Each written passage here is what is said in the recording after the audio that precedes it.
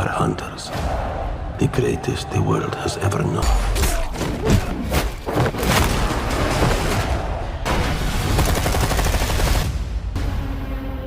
A killer? And I heard a voice, and behold. The hairs on your arm will stand up. Tell me about this hunter. Come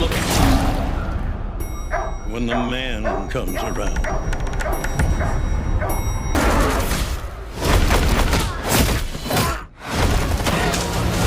You're just. Comes around. When the man comes around. When the man comes. Kraven the Hunter isn't just another Spider-Man villain. He's one of Marvel's most complex anti-heroes. But does the new movie do justice to the legendary big-game hunter Broken Bar, or does it miss the mark? Today on Hidden Real Fact, we'll break down the film, share hidden details you might have missed, and reveal the wildest facts behind Kraven's cinematic debut. Kraven the Hunter is a 2024 American superhero movie based on the Marvel Comics character. It is the sixth film in Sony's Spider-Man universe, SSU. Aaron Taylor Johnson plays Kraven, with Ariana DeBose, Fred Heckinger, Alessandro Nivola, Christopher Abbott, and Russell Crowe in supporting roles. The movie was directed by J.C. Chandler and written by Richard Wank, Art Markham, and Matt Holloway. The story focuses on Kraven's relationship with his father and how he eventually becomes the world's greatest hunter. Kraven was considered for movies several times before Sony Pictures decided in 2017 to make a solo film for him as part of their new connected universe. Wank was hired to write in August 2018, and Chandler joined in August 2020, officially confirmed in May 2021 when Taylor Johnson was cast. Filming took place from late March to mid-June in London, Iceland, and Glasgow. After 2 years of delays, Kraven the Hunter was released in the US on December 13, 2024, by Sony Pictures releasing. The film was a financial failure, making only $62 million worldwide against a $130 million budget. It also received negative reviews from critics. Plot: after his mother's death, Sergei Kravinoff and his half-brother Dmitry are taken in by their father Nikolai, who wants them to one day take over his drug business. On a hunting trip in Ghana, Sergei is injured while protecting Dmitry from a lion. The lion drags him to a girl named Calypso, who heals him with a serum and calls for help, leaving behind a tarot card. Sergei soon notices that his body has developed animal-like powers. When Nikolai reveals he killed the lion to teach his sons a lesson, Sergei, horrified, runs away to an animal sanctuary his mother owned in Russia. 16 years later, Sergei, now known as Kraven, has become a vigilante who hunts down criminals. After killing a weapons dealer in a Russian prison, he travels to London for Dmitry's birthday. The reunion is cut short when mercenaries kidnap Dmitry. When Nikolai refuses to pay the ransom, Kraven seeks help from Calypso, now a lawyer. Dmitry, meanwhile, meets his kidnapper, Alexei Sitsevich, who has gained the power to turn into a rhino-like monster after an experiment. Alexei suggests an alliance to overthrow Nikolai. Realizing Kraven is involved, Alexei lures him to a monastery in Turkey, but Kraven survives the ambush. Alexei then hires the foreigner, a hypnotic assassin, to kill him. Alexei and the foreigner track Kraven and Calypso to his sanctuary. The foreigner poisons Kraven with a neurotoxin, but Calypso kills the assassin with a crossbow and revives Kraven. Kraven then uses a buffalo stampede to trap Alexei. Even though Alexei transforms into the rhino and briefly overpowers him, Kraven kills him. Later, Kraven learns that it was Nikolai who told Alexei about him. Nikolai admits he manipulated his son so that Alexei would be removed as a threat. Kraven responds by stealing ammunition that ensures Nikolai is killed by a bear. 1 year later, Kraven visits Dmitry, only to find that he has taken over their father's crime empire. Dmitry, now able to shapeshift thanks to experiments done by Alexei's doctor, tells Kraven that he is no better than their father, as both were just hunters chasing trophies. Back home, Kraven finds a note from Nikolai and a vest made from the lion's skin from years ago. which he puts on. Cast Aaron Taylor Johnson as Sergei Kravenov, Kraven, a fierce hunter and protector of nature. Levi Miller as young Sergei. Ariana DeBose as Calypso as Illy, a voodoo priestess and lawyer who helps Kraven. Diana Babnikova as young Calypso. Fred Heckinger as Dmitry Kravenov, Chameleon, Kraven's half-brother who can disguise himself and mimic voices. Billy Barrett as young Dmitry. Alessandro Nivola as Alexei Sitsevich, Rhino, a mercenary who can transform into a rhino-like creature with the help of a serum. Christopher Abbott as the Foreigner, an assassin with hypnotic powers. Russell Crowe as Nikolai Kravenov, Kraven's cruel father, a crime lord and drug dealer. Murat Seven as Amer Azdemir, a Turkish assassin. Yuri Kolokolnikov as Semyon Chorny, a Russian crime boss. Tom Reed as Bert, Alexei's second-in-command. Masha Vasyakova as Kraven's mother. Guillaume Delaunay as Mofo, a prisoner and Kraven's cellmate. Production director Sam Raimi once planned to include Kraven in Spider-Man 4 before that movie was cancelled and replaced with The Amazing Spider-Man in 2012. Sony later decided in 2013 to build a shared universe based on their Marvel characters, inspired by the Marvel Cinematic Universe, MCU. Kraven was teased in The Amazing Spider-Man 2, 2014, and its director Mark Webb hoped to feature him. In 2015, Sony partnered with Marvel Studios to bring Spider-Man into the MCU, but in 2017, Sony announced its own shared universe, later named Sony's Spider-Man Universe, SSU. Kraven was one of the films they considered. Richard Wank was hired in 2018 to write the script. He planned to introduce Kraven and even considered adapting the famous comic storyline Kraven's Last Hunt. Sony confirmed in 2019 that the project was moving forward. Other directors, including Antoine Fuqua, were considered. By 2020, Art Markham and Matt Holloway rewrote the script, and J.C. Chandler entered talks to direct. Aaron Taylor Johnson was cast in 2021 after Sony considered other stars like Brad Pitt, Keanu Reeves, and Adam Driver. The movie had a $90 million budget at first, but due to the 2023 writers and actors strikes, costs rose to over $110 million.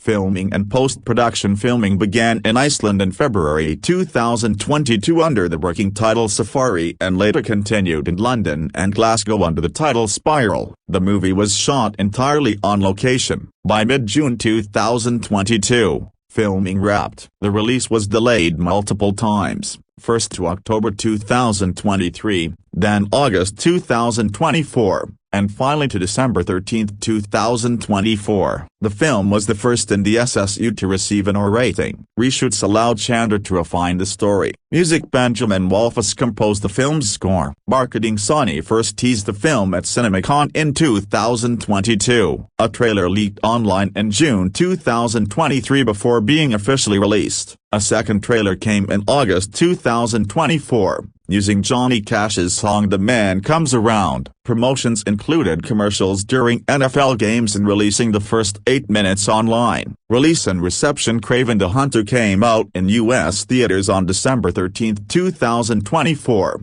in IMAX and large formats. It was later released on digital in January 2025 and on Blu-ray, 4K Ultra HD, and DVD in March. It also began streaming on Netflix in March 2025. Though the film struggled at the box office, it performed better on digital and streaming. It topped charts on Fandango and iTunes for several weeks and became one of the most streamed films on Netflix in March 2025, reaching nearly 3 billion total streaming minutes by mid-2025. The casting process for Kraven the Hunter, 2024, marked a pivotal moment in Sony's Spider-Man universe, SSU, transforming a long-gestating project into a visually ambitious, R-rated origin story for one of Marvel's most enigmatic villains. Sony Pictures had been circling the character since the early 2010s, with initial teases in The Amazing Spider-Man 2,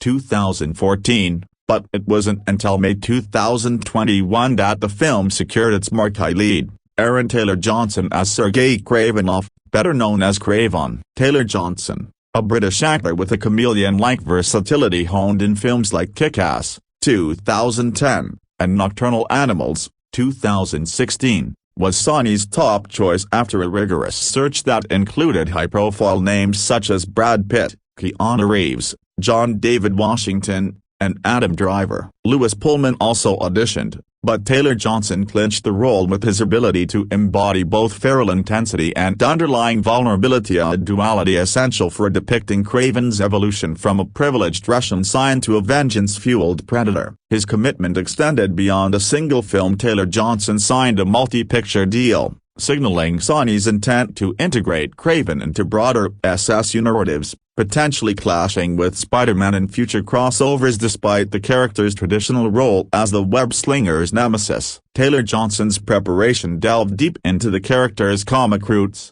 where Sergei Kravinoff is a Russian aristocrat who derives superhuman prowess from mystical jungle elixirs brewed by his voodoo priestess lover, Calypso Wasili, in the comics. Debuting in The Amazing Spider-Man No. 15, 1964, by Stan Lee and Steve Ditko, Kraven's powers include enhanced strength, lifting up to 2 tons, agility surpassing a tiger's, and heightened senses that allow him to track prey across continents. For the film, however, director J.C. Chandler reimagined this origin. Taylor Johnson's Kraven acquires his abilities through a contaminated lion bite during a botched hunt, infusing him with primal rage rather than potion-based mysticism. This grounded twist allowed Taylor Johnson to draw from real-world animalistic training, working with movement coaches to mimic predatory stances and incorporating wildlife documentaries into his regimen and making his performance a physical tour de force. Critics praised his commitment, noting how he elevates every scene he's in,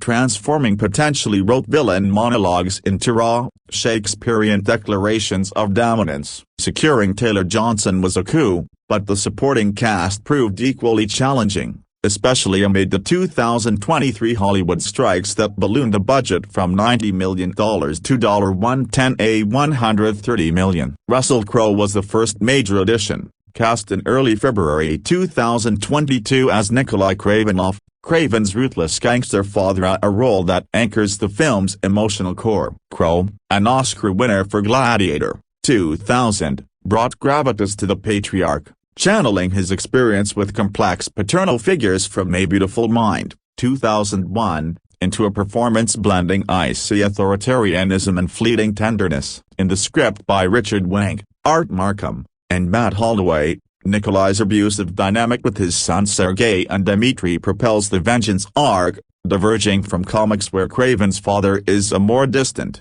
aristocratic figure consumed by wealth and decay. Crowe's casting was a late pivot. Initial considerations for a more flamboyant villain were scrapped in favor of familial tension, and his New Zealand accent was softened to a gravelly Russian timbre, achieved through dialect work with coach Barbara Berkra. On set in London's Pinewood Studios, Crowe improvised scenes of brutal discipline, drawing from his own insights into toxic masculinity, which added layers to Nikolai's downfall, poisoned by his own hubris in A Safari Gone Wrong. The role of Calypso Wasili, Kraven's mystical ally and lover in the comics, went to Ariana DeBose in March 2022. A casting choice that sparked debate for its departure from the character's Haitian voodoo heritage. DeBose, fresh off her Oscar-nominated turn in West Side Story, 2021, infused the sorceress with a fierce sensuality and spiritual depth, performing her own stunts in ritualistic sequences filmed amid Scotland's misty highlands. In the source material,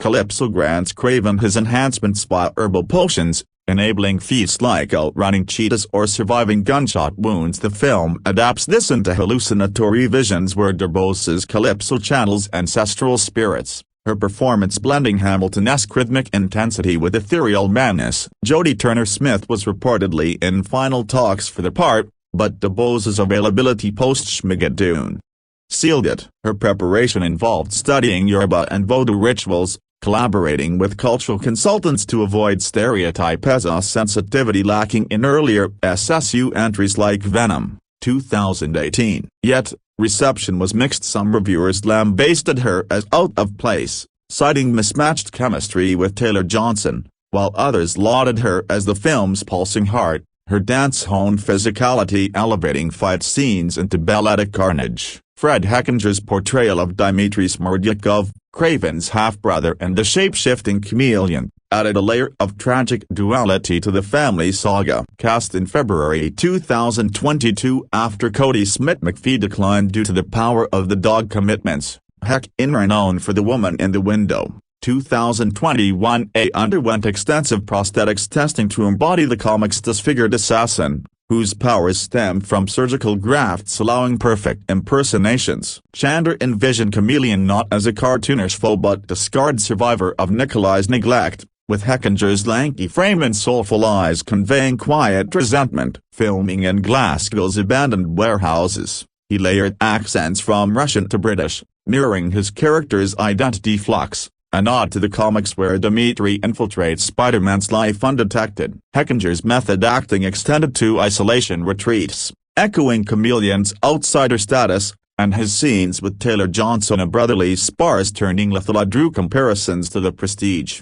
2006, rivalries. Alessandro Nivola stepped into the Rhino's Kane Brutal Ksisitsevich, aka Rhino, in March 2022. A villain whose casting emphasized practical effects over CGI excess. Nivola, with credits in the menu, 2022, bulked up via weight training and wore motion capture suits during principal photography starting March 20, 2022, under the working title Spiral. In comics, Rhino gains his armored hide from a botched experiment, charging at foes with bulldozer force. The film grounds this in a mob-enforced serum, allowing Nivola's third-act transformation to rely on makeup and harnesses rather than digital overlays, a choice Chandler touted for tactile brutality. Nivola's Italian-American heritage lent authenticity to Aaligaze's Eastern European roots, and his rehearsal with stunt coordinator Greg Townley focused on kinetic rampages through London's East End sets, evoking The Dark Knight, 2008's visceral chases. Christopher Abbott rounded out the antagonists as the Foreigner, a shadowy assassin and Kraven's ultimate quarry, cast alongside Nivola in March 2022. Abbott, acclaimed for Girls in the Crowded Room, 2023, brought a chilling minimalism to the role. His Foreigner is a Silver Sable operative turned rogue, wielding katanas with lethal precision. Comics portray him as a mysterious mercenary with 9 lives, literally, via unexplained resurrections. The film amplifies this into a cat-and-mouse global hunt, with Abbott's wiry physique suiting waifu sequences shot in Iceland's volcanic terrains at Lake Malin-Halfvat. His chemistry with Crow sparked improvised ons, heightening the generational vendetta. Supporting players fleshed out the ensemble. Levi Miller is a young ally in the Kraven empire, adding youthful fire Masha Vasyakova as Kraven's mother, a silent specter of lost nobility, and Guillaume Delaunay as the enigmatic mofo, a poacher whose betrayal ignites the plot. These choices, often from international talent pools, reflected Chandler's vision of a globe-trotting epic, with casting director Ellen Lewis prioritizing actors who could navigate multilingual dialogue and period flashbacks to 1910s Russia. The ensemble's cohesion was tested during the strikes, halting production and forcing reshoots in 2023 that refined Kraven's lion bite original, shifting from mystic alurbs to primal infection, aligning Taylor Johnson's arc with Crow's patriarchal shadow. DeBose's Calypso became a narrative linchpin, her rituals empowering not just Kraven but underscoring themes of colonial exploitation, a subtle critique absent in the pulpy comics. Heckinger's Chameleon, meanwhile, humanized the family rift, his scars, prosthetic and emotional, mirroring Taylor Johnson's feral scars in a climactic brotherly duel. Visualizing the cast through the film's marketing, a trailers dripping with Johnny Cash's The Man Comes Around and posters evoking 1970s grindhouse aesthetics highlighted their transformative commitments. Taylor Johnson, shirtless and bloodied amid savannas, embodied the hunter's primal allure. Crow's Nikolai loomed in fur-lined opulence, Azurus tyrant DeBose's Calypso glowed in ritual flames, beads and bones adorning her form. Nivola's Rhino prototype sketches leaked early, teasing hulking menace, while Abbott's Foreigner lurked in shadows, katana glinting. These images, debuted at CinemaCon 2023, fueled fan speculation on X, formerly Twitter, where users dissected Heckinger's uncanny resemblance to comic chameleon panels from Amazing Spider-Man number 537, 2006. Behind the scenes, the casting ripple effects extended to crew, Chandler, A Margin Call, 2011, author, handpicked cinematographer Ben Davis, Captain Marvel, 2019, to capture the cast's physicality in IMAX, emphasizing sweat-slicked hunts over green screen sterility. Stunt coordinator Rolly Rillum integrated the actors' inputs at Taylor Johnson suggesting lion-mauling flashbacks, DeBose choreographing voodoo dance as a fostering an improvisational vibe that salvaged the script's clunkier beats. Reception underscored the casting's highs and lows. Taylor Johnson and Crow emerged unscathed, their father-son volatility earning a cinema score nods, while DeBose's polarizing turn drew Razzie buzz for Worst Supporting Actress. Heckinger's subtlety shone in quieter moments, his chameleon a tragic foil to Nivola's bombast, whose Rhino rampage crashing through Glasgow sets a drew Mad Max, Fury Road, 2015, acclaim despite CGI critiques. Abbott's Foreigner, though underutilized, hinted at untapped potential. His knife fight's a kinetic highlight in a film grossing just $62 million against expectations. In retrospect, the Kraven casting exemplified Sony's gamble on prestige talent for SSU redemption post-Morbius, 2022, flops. Taylor Johnson's multi-film pact positions him as the universe's apex predator,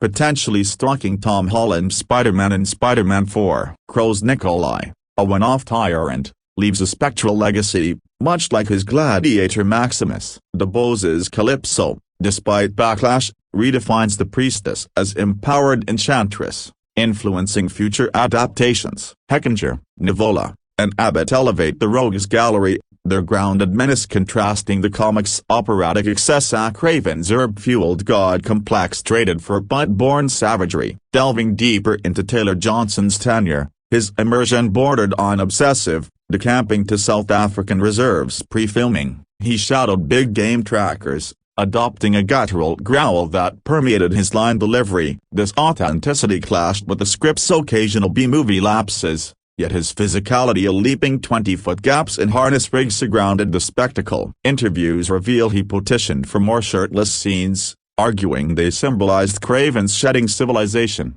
a motif echoing comic issues like Kraven's Last Hunt, 1987, where the hunter buries Spider-Man alive in a psychological coup. Crow's Nikolai drew from historical despots he devoured biographies of Rasputin and Stalin, infusing monologues with prophetic menace. On location in Iceland's frozen expanses standing in for Siberian tundra, Crow endured sub-zero attempts to film Nikolai's exile, his frostbitten authenticity bleeding into takes where he ad-libs pleas for legacy, humanizing the monster. This paternal anchor differentiates the film from comics, where Kraven's drive stems from aristocratic boredom rather than filicidal trauma. DeBose's arc, from Broadway ingenue to SSU sorceress, involved vocal training for incantations blending Russian and Creole. Her bring-it-on-rooted athleticism powering aerial rituals. Consultants from New Orleans voodoo community vetted scenes, ensuring Calypso's agency transcended damsel tropes. Her betrayal of Nikolai feminist pivot on comic subservience. Heckinger's chameleon prep included facial mapping sessions,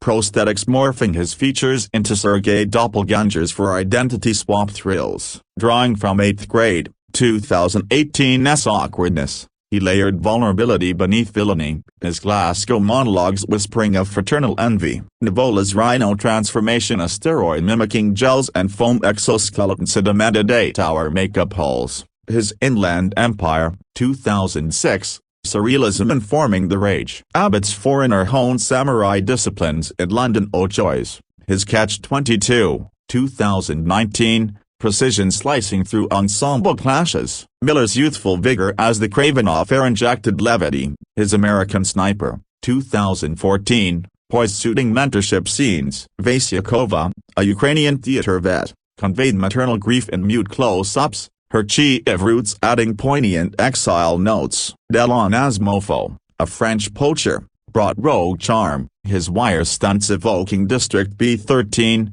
2004. The casting's legacy lingers in SSU's uncertain future, with Kraven's Razzie nods and box office bomb. Taylor Johnson's Hunter prowls solo, but whispers of cameos and Madam Web sequels persist. This ensemble, forged in strikes and savannas, redefined a hunter's hunt not for Spider-Man, but for cinematic relevance. After Morbius and Madam Web, it was almost impossible to give any pass to the Sony movie universe. The entire premise has always been ridiculous: to make films about Spider-Man characters and villains without utilizing Spider-Man in the films whatsoever. For some reason, Venom started off well, which encouraged them to make more of these, and by these I mean films devoid of any merit. The latest entry is Kraven the Hunter, starring Aaron Taylor Johnson as Sergei Kravinoff, Kraven the Hunter. Now, just how bad is this film? Let's just say that before this film was released, Sony had quietly paused working on any further films in their universe. Warning: there will be major spoilers for Kraven the Hunter. Sony completely misunderstands every character in Kraven the Hunter. Kraven the Hunter starts with a decent action sequence. Kraven breaks into a Russian prison and kills a big mob boss, which influences events later on. Then the film shifts into a long and drawn-out retelling of his origin story of acquiring his powers, alongside his brother Dmitry Kravinoff, Fred Heckinger. Under their father, Nikolai Kravinoff, Russell Crowe, Dmitry and Sergei have had a privileged yet semi-difficult upbringing with double standards, neglect, and shades of toxic masculinity. Sergei finally gives up trying to appeal to his father and walks away from the Kravinoff family, along with abandoning his brother. While adjusting to his new location in the middle of nowhere in Russia, he sees poachers and kills them. Right there I was taken out of the movie, as Kraven is a big game hunter, not an animal rights activist. Calypso, Ariana DeBose, might have been the best part of the film, and even then, that's not saying very much. Calypso was in the jungle when Sergei nearly dies and provides the potion that saves his life and imbues him with the abilities that turned him into Kraven the Hunter. After slipping a tarot card in his pocket, she's absent from the movie until after a time skip when Kraven does his yearly return to London to see his younger brother. Now working as a lawyer, her friend and firm are in the crosshairs of mob bosses, such as the one Kraven kills in the opening scene of the movie. So, no longer is she a priestess but from a long line of powerful women. I wish I was paraphrasing, but this is nearly verbatim what her grandmother said to her. They didn't even bother to hint at a romance between Calypso and Kraven, who at times were entangled with one another in their crusades against Spider-Man. At least they did give DeBose a few nice dresses and outfits that provided homage to her looks from the source material without being immodest. The action is cool in this movie, but brief and cut out there are the villains: Foreigner, Christopher Abbott, and Dale Ksisitsevich, Rhino, Alessandro Nivola. My only guess in how they got them to join this film was through blackmail. For the Foreigner, they only kept his trance-inducing powers and spy-like abilities, stripping him of his high-level physical condition. He stares at a person, counts to 3, and then holds them in place while the cool action happens off-camera. Rhino suffers from some ridiculously named illness that has to be tempered with enforced solution to keep him from doing a physical transformation into Rhino. When the grand reveal of his form happens in the third act, it's so laughably bad that you're hoping for it to be over immediately. Only the Chameleon's form at the end of the film is worse, which looks just like Sonny from I, Robot. Not a compliment. Going into this, the R rating made it a little more exciting than Venom, which was PG-13. A little more blood, a few more brutal death scenes, the potential to go a little further. Sure, some moments rocked in seeing takedowns, punches, and Mike Tyson impersonations by ripping a dude's ear off with Kraven's teeth, but too often the cutaways or zoom-outs would void the craving, pun intended, for what could have been a ferocious kill. As mentioned above, it happened with the Foreigner multiple times to the point where you just wanted his scenes to fast forward. The last-minute edits and changes are evident in Kraven the Hunter. The opening 8 minutes are already available to watch on YouTube. You can see the awful ADR. Guess they rehired the folks from Madam Web, when Taylor Johnson is speaking Russian with Spenchorny, Yuri Kolotkolnikov. It happens a couple more times throughout the film, And that's not even its worst aspect. Some locales are cool and even look decent, but when the editing is bad, it's atrocious. There was probably only one full scene that was legitimately filmed outside, and it might have been the car chase in London when Kraven runs to rescue his brother. Any others might have had some work in the open and then edited to hell. It's not exactly clear what direction they had for Kraven the Hunter at first, whether to make him an anti-hero or just warming him up as a villain down the line. Kraven kills people, instead of hunting animals. Yes, they are indeed really bad people, but how he chooses who to kill is overdone. He makes a list and you never get off it. His kills are so stealthy that they consider him a legend, which is an insane 180 on a hunter, who kills to have trophies, to show off his prowess. Then at the end of the film, his brother goes from a semi-sweet and naive younger sibling to head of the Kravenoff mob after Kraven has their father mauled by a bear. At this point, Chameleon has now visited the same doctor who treated Rhino and has been treated to have the shape-shifting powers that he is known for. Kraven is now conflicted on how to handle his brother and goes to retrieve a present left from his father, his signature lion's vest. Kraven the Hunter was not only a series of mistakes, it was a bore that absolutely did not warrant the 2-hour runtime. Perhaps the shortcomings of this film may make Sony pause indefinitely and revisit their plans on handling the Spider-Man adjacent IP they sorely need to be taken away from them. Aside from the costumes for Calypso, there is virtually no value in seeing this film at all. Kraven the Hunter is now in theaters. Have you seen the other Sony Universe films? Will you go see this one? Let us know on social media at mycosmicircus at thecosmiccircus.com on Bluesky or on our official There Is a Reason. Sony announced that Kraven the Hunter will be the final film in their bizarre Marvel Sony-verse. It's bad. Really, really bad. I finally was able to see Kraven the Hunter, a movie I was genuinely looking forward to after their presentation at New York Comic Con, and the footage that was shown there, it was clear that Sony was going to be leaning into the R rating, and that made me happy. I love a bloody, gore-filled action sequence. Even with all the negative reviews, I was sure there would be something fun and intriguing about Kraven the Hunter, and there was no way that it is as bad as I have heard. Well, I was wrong. Somehow this movie is worse than Madam Web, which is a terrible movie. I should preface all of this by saying that I am a massive Marvel fan, not just the movies,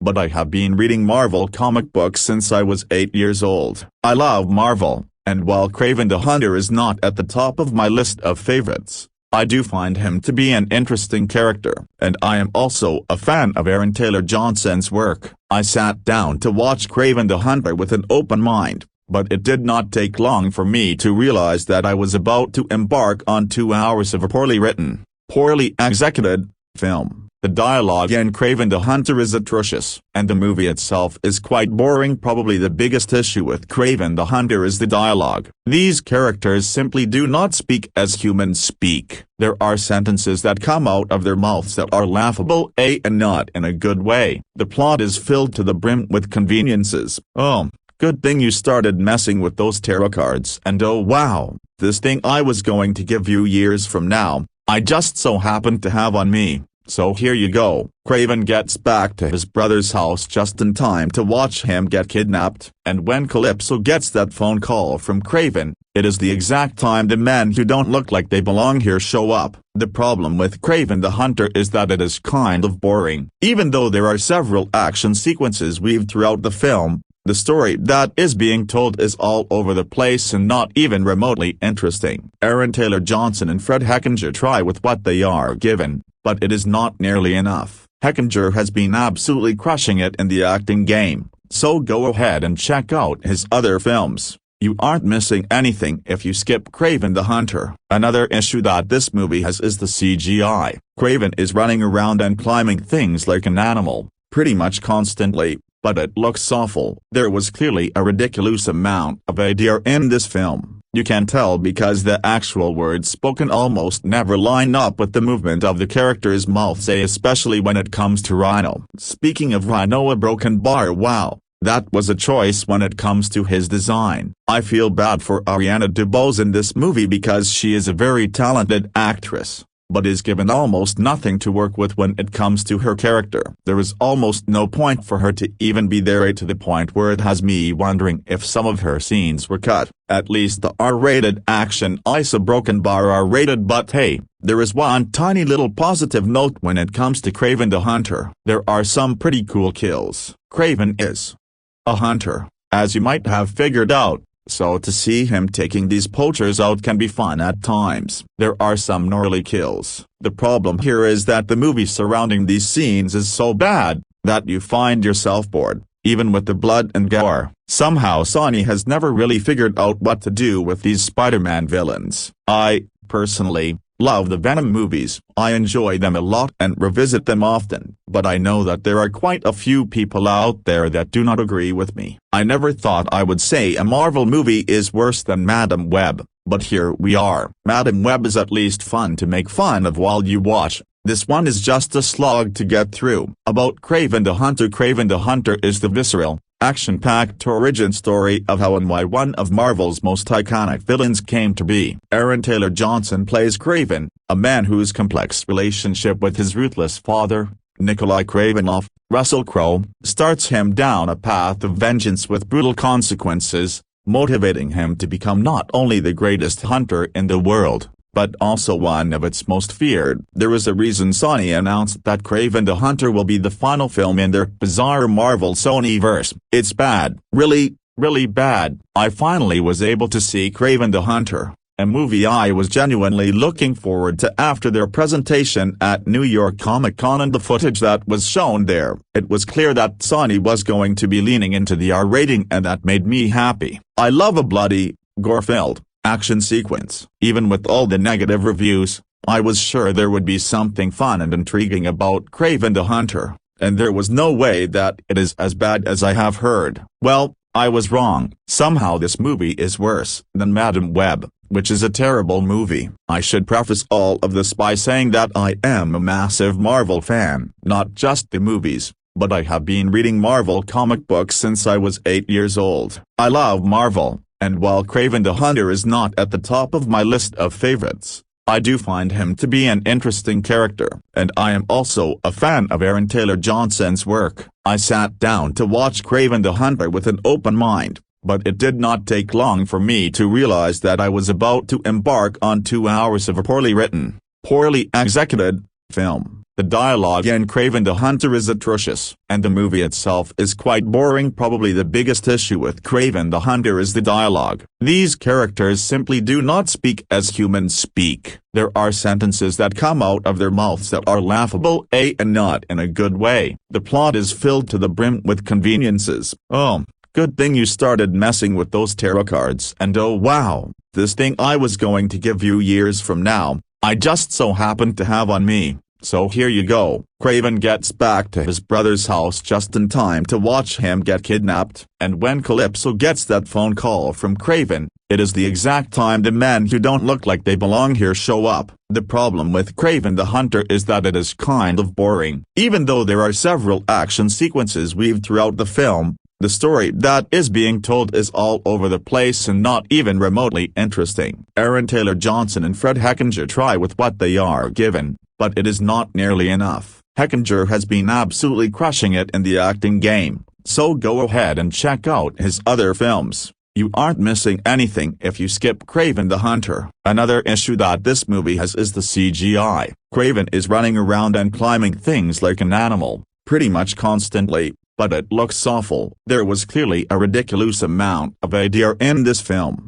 You can tell because the actual words spoken almost never line up with the movement of the characters' mouths, especially when it comes to Rhino. Speaking of Rhino, a broken bar. Wow, that was a choice when it comes to his design. I feel bad for Ariana DeBose in this movie because she is a very talented actress, but is given almost nothing to work with when it comes to her character. There is almost no point for her to even be there, to the point where it has me wondering if some of her scenes were cut. At least the R-rated action is a broken bar R-rated, but hey, there is one tiny little positive note when it comes to Kraven the Hunter. There are some pretty cool kills. Kraven is a hunter, as you might have figured out, so to see him taking these poachers out can be fun at times. There are some gnarly kills. The problem here is that the movie surrounding these scenes is so bad, that you find yourself bored, even with the blood and gore. Somehow Sony has never really figured out what to do with these Spider-Man villains. I,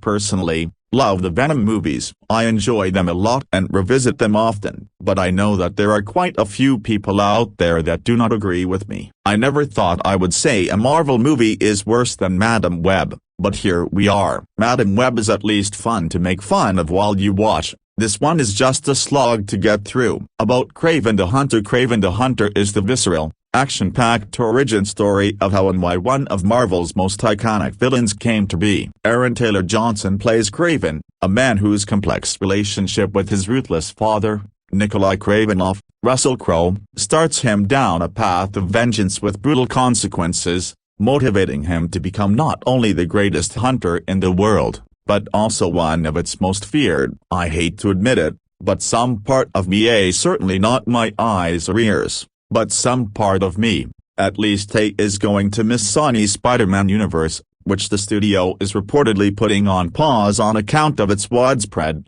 and frequently hilarious, creative and commercial failures. Sure, that's a pretty good reason to rethink an ill-conceived mega franchise, let alone one that's named after a character who basically wasn't allowed to appear in it. And sure, releasing 2 films as misbegotten as Madam Web in the same calendar year is the kind of thing that elevates meme-worthy corporate malfeasance into a subject worthy of a best-selling book about how things went wrong. But to behold J.C. Chandler's monumentally goofy Kraven the Hunter is to appreciate how refreshing it could be to watch a superhero movie that seemed totally oblivious to the monocultural ecosystem that created it. Like Morbius, Madam Web, and even the relatively coherent Venom trilogy before it, which mined its own unique charm from the chaos of its design, Kraven the Hunter feels like it escaped from an alternate reality where the MCU never modernized its genre into an ever-growing content blob where franchises are plotted like a Bene Gesserit birth plan and bound together by a Maoist adherence to their own aesthetics, immune to fan response,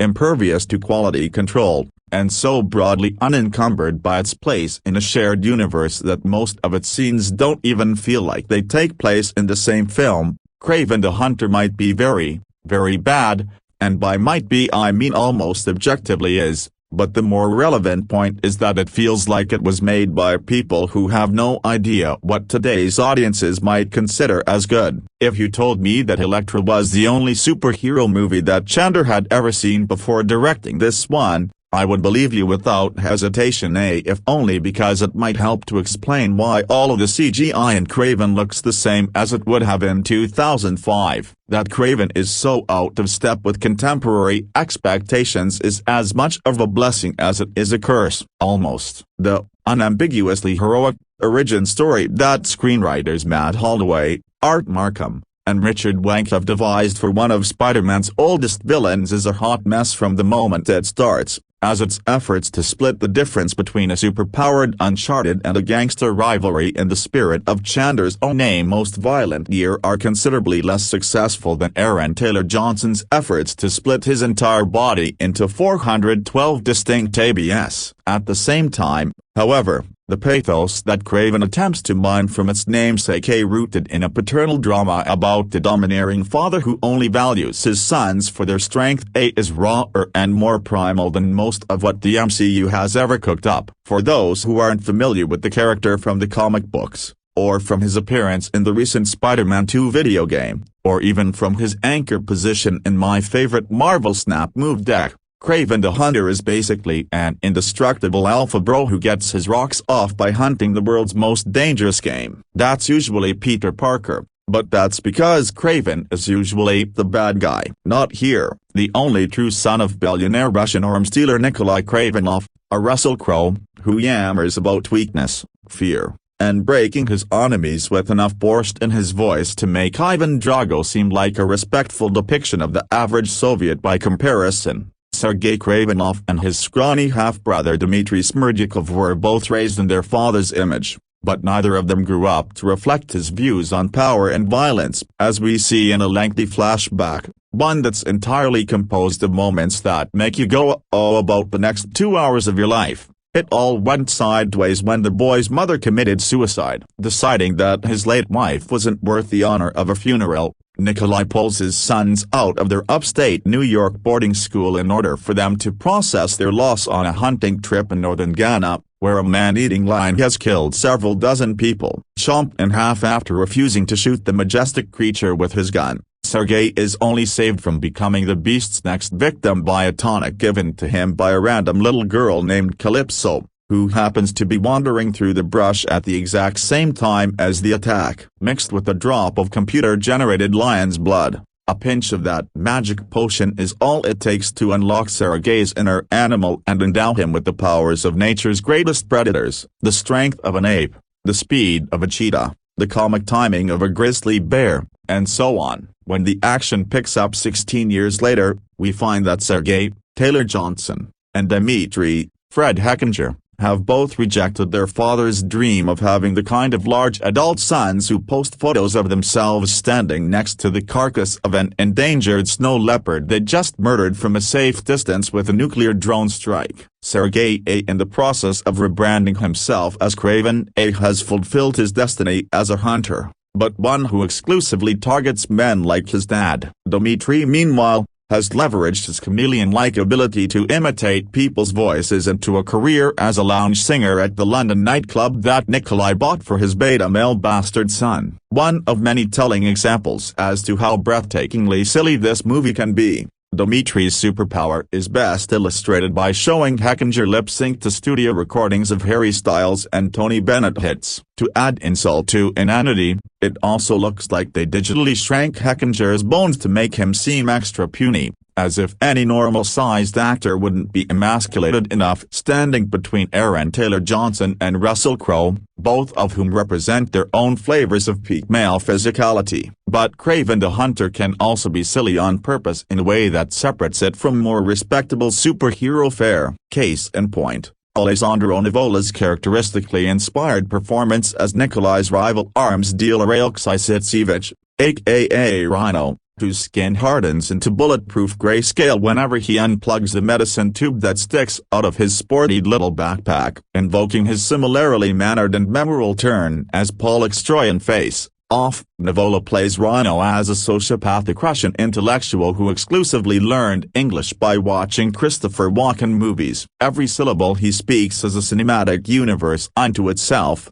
complete with its own backstory, Easter eggs, and commercial tie-ins. At one point he caws in frustration like a bird of prey, and while the animal metaphors might get a bit mixed up along the way, there's never the slightest doubt that Nivola has absolute command over the choices he's making. Poorly explained as his beef with Nikolai is, the plot only clicks into place when Rhino kidnaps Dmitri in the second act. I was happy for any reason for him to be on Kraven's hit list. On the flip side, there isn't a narrative justification in the world that could help to explain what Ariana DeBose is doing as grown-up Calypso, now a London-based attorney, and so I guess it stands to reason that this movie doesn't try too for one. Calypso ostensibly needs Kraven to kill the bad guys who she can't defeat in court, but that fails to account for how involved she becomes in his hunt for Rhino. Ditto the character's adolescent encounter with the Kravenov family, which does more to validate why Kraven was so intent on finding her. It definitely fails to account for why DeBose delivers each of her wooden lines as if she were reading them aloud for the first time. It's hard to think of another performance in which an actor so constantly seems to be surprised by the words coming out of their own mouth.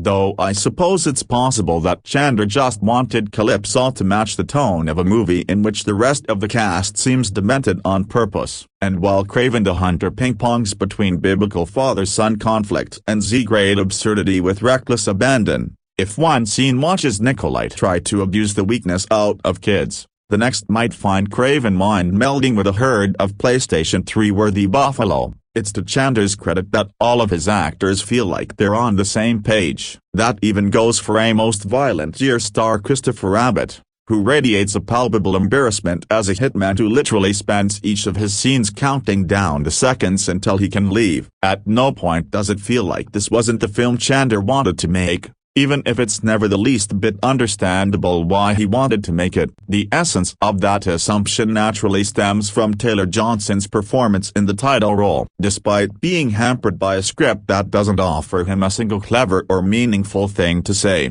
the Nosferatu scene stealer exudes a self-possessed confidence in his ability to bend such bad material to his will. Cocky but sincere in a way that would serve him well as the next James Bond, as he's been rumored to become. Taylor Johnson might not be potent enough to improve the film's script, but he's assured enough to fight against it either. I mean it as a compliment when I say that the scene where Kraven wrestles the world's fakest leopard is no less convincing than the ones where he expresses his guilt about not taking better care of his little brother. If only that were the only instance where such glaring artifice strengthens the reality of Taylor Johnson's performance. Alas, the special effects in Kraven the Hunter are bad enough to completely undercut the only decent set piece, a chase through the streets and rivers of London, in an action movie that doesn't take advantage of its R rating until the final shootout, as the CGI devolves from adorably cartoonish to done as cheaply as possible by a studio trying to cut its losses so fast that it comes dangerously close to Scorpion King territory by the end,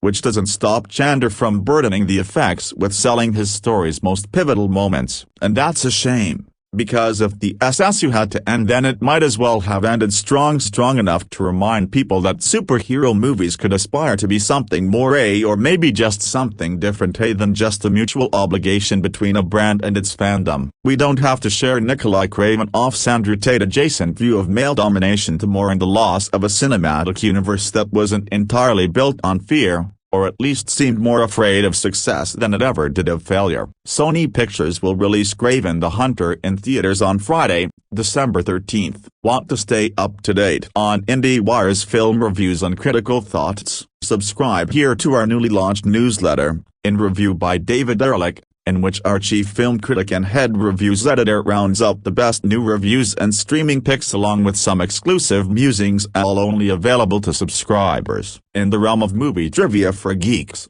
I wonder how this period of superhero films under Sony's watch will be looked back on decades from now. Kraven the Hunter is said to be the final film in this Spider-Man villain universe that has also given us Morbius, Madam Web, and, of course, a trilogy of Venom films. Despite the mild pass I gave to Venom, The Last Dance, none of these films have been particularly good, suggesting the obvious fact that Spider-Man villains are much better served when their web-slinging counterpart is actually around as an adversary. Instead, we have a series of disposable comic book movies featuring good actors and accomplished filmmakers delivering underwhelming work. Sadly, Kraven is no different. Despite a first-rate cast of movie stars, character actors, and a promising director, I guess they were no match for the unhuntable Sergei. Aaron Taylor Johnson stars as Sergei Kravinoff, the kind of guy who is all upper body strength yet moves like a cat. He's shredded, of course, has probably trained his beard to stay its exact shape and length, and despite his Russian father and, I believe, having schooled in England, the man has the British Taylor Johnson's American accent. Whatever the case, we meet Sergei, who goes by Kraven to his friends. He has no friends, while he's infiltrating a Siberian prison, and goes through elaborate measures to kill one of the many evil men on his list, only to escape by running headlong into a blizzard. See also, A Spider-Man, Across the Spider-Verse review. With great power comes great animation. In case you were wondering how a guy like Kraven ended up in a place like that, well, this movie is sure to provide that answer via a cutaway to 16 years earlier for a lengthy, plotting backstory. Here, we learn that young Sergei is the son of Nikolai Kravinoff, Russell Crowe, a ruthless crime lord. Sergei also has a half-brother, Dmitri, played as an adult by Fred Heckinger,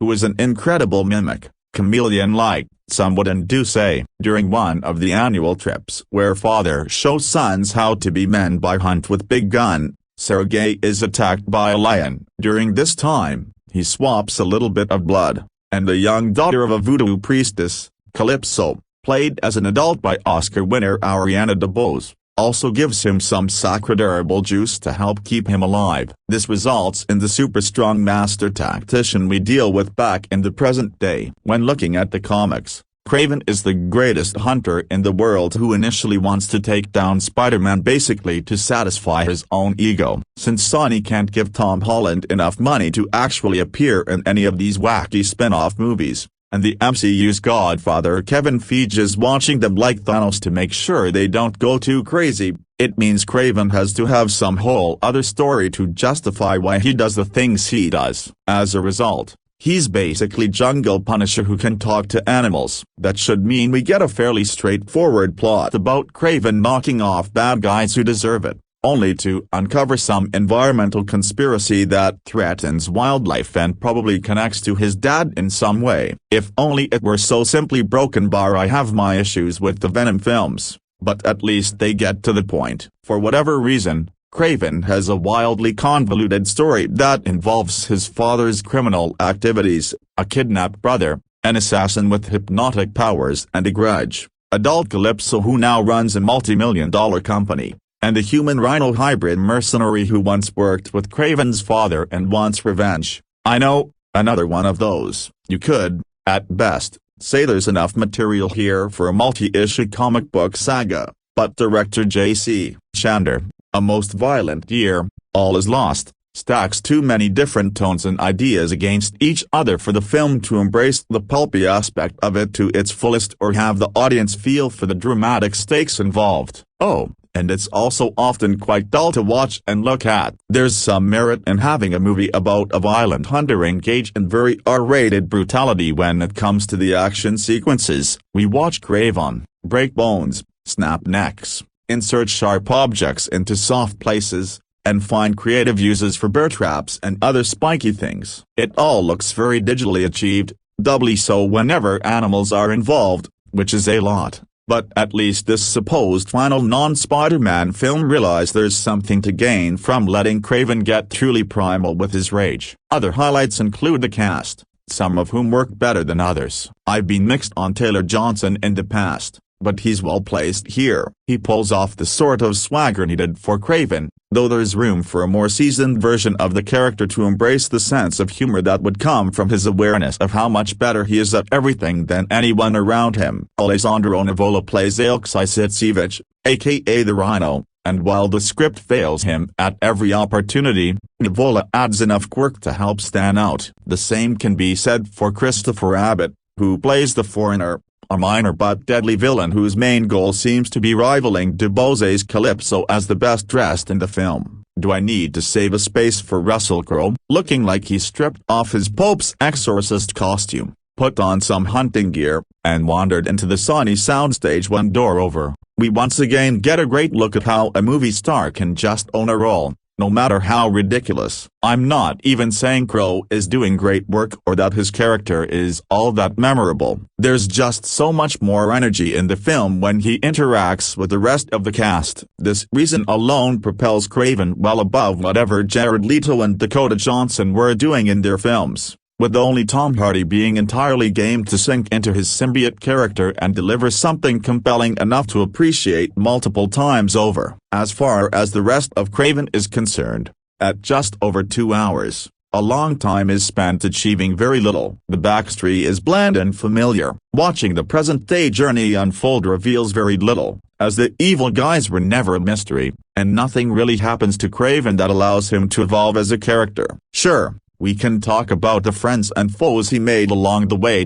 but it's more like a film about a guy who prides himself on being incredibly skilled when it comes to preserving his identity and being a loner, only to have his identity exposed over and over, with very little danger presenting a true challenge. Kraven the Hunter seems to want to get by on being a trashy action flick, but the action isn't good or frequent enough to scratch that itch. Plus, while there are plenty of laughable moments, the film isn't inept enough to stand out as an entertaining mess. Instead, it has actors doing what they can in a movie assembled from a poor script. It makes for a bland experience from a genre that could and has delivered more compelling features, be they about villains, heroes, or otherwise. He may be an amazing lion man hunter, but his movie missed the target. Kraven the Hunter opens in theaters on December 13, 2024. Aaron Taylor Johnson isn't new to Marvel movies, having played the MCU's Quicksilver in 2015's Avengers: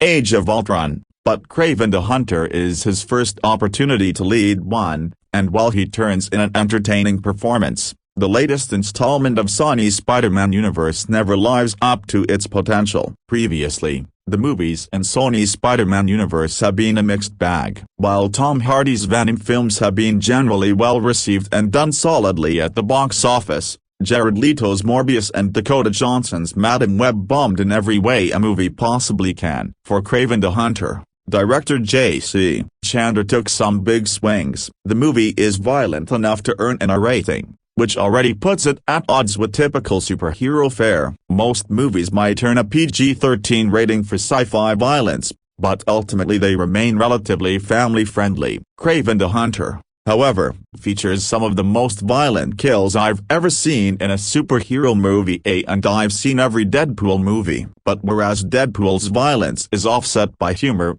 Kraven the Hunter leans into its titular character's brutality with very bloody results. Further, Kraven the Hunter is a truly standalone Marvel movie, eschewing any kind of tie-ins to other films in Sony's franchise. In an age where superhero movies are tasked with including commercials for the next film in the franchise, Kraven the Hunter is built to exist on its own, which is an undoubtedly admirable endeavor. However, it would have been more admirable if the standalone movie had a stronger script and better character development to go along with the decently enjoyable action scenes and Taylor Johnson's requisite superhero ABS. Kraven the Hunter has too many characters. It gives every Marvel villain included an origin story. Kraven the Hunter has a surprising number of Marvel characters for a movie meant to be a single anti-hero's origin story. There is, of course, Sergei Kravinoff, Taylor Johnson, and his little brother Dmitry Smerdyakov, Fred Heckinger, both of whom fear and respect their father, the crime lord Nikolai Kravinoff, Russell Crowe. Much of the movie's first act focuses on establishing the relationships between the three Kravinoffs, but it still remains a thinly sketched dynamic steeped in so much unpacked toxic masculinity that it becomes frustratingly trite. Therein lies my biggest frustration with the film. The movie sets itself up to deconstruct the idea that men should only ever be strong, and if they're not predators they're prey, and therefore weak, which is inherently harmful to men like Dmitry who don't fit into that paradigm. And while much of Kraven's journey is about becoming a different man than Nikolai, to walk a path of masculinity that's not toxic because it emphasizes empathy, the movie's ending completely undoes all of that. It reaffirms the paradigm in ways that, quite frankly, are baffling for these characters. Of course, there's also the problem that, because Kraven the Hunter includes so many characters and spends so much time developing them, little is left for Sergei and Dmitry, which may account for their perplexing turns in the end. Not only do we get their origin stories as Kraven and Chameleon, respectively, the movie also explores the origin of Rhino, Alessandro Nivola, and Calypso, Ariana DeBose, and even has a scene detailing the backstory of the foreigner, Christopher Abbott. There are so many characters crammed into this movie and none of them are fully developed. Kraven the Hunter's story is overwhelmed by superhero action. The story serves the action set pieces, rather than the action serving the story. While the action set pieces are entertaining, I get the distinct impression the movie's story was constructed around what the filmmakers thought would make for cool action scenes. The story exists in service of setting up these scenes rather than the action working to develop the story and characters. To be clear, there's nothing wrong with big superhero action set pieces, but it's obvious Kraven the Hunter wants to be a grounded character film,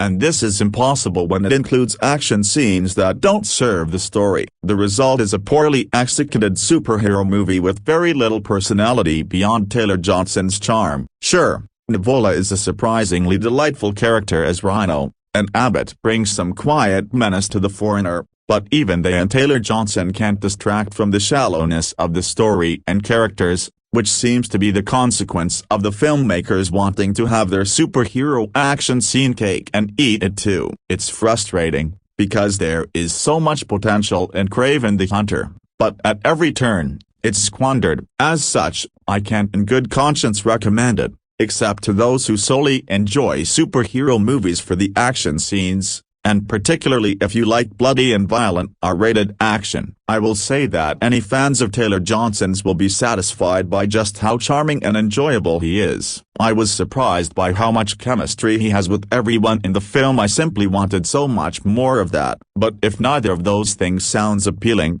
Kraven the Hunter doesn't make a good case for why it's a must-watch Marvel movie. Unfortunately, that's the risk of creating a standalone superhero movie that has to stand on its own. And Kraven the Hunter doesn't. Kraven the Hunter is in theaters on December 13th. The film is 127 minutes long and rated R for strong bloody violence and language. Discussion Derek Wed December 11, 2024. I'm looking forward to seeing movie. I can tell it's going to be great from this article. John Wed December 11, 2024. I said last month, it's a badass movie. Dan Wed December 11, 2024. Why do critics review these type of movies as if they are art house films, constantly whining about character development and exposition needed? In a superhero movie. Edward Wed December 11, 2024. Because the criteria for what makes a good movie doesn't change because it's about a superhero. Onizimo Thursday December 12, 2024. Can you look at Batman behind then The Dark Knight honestly say those movies,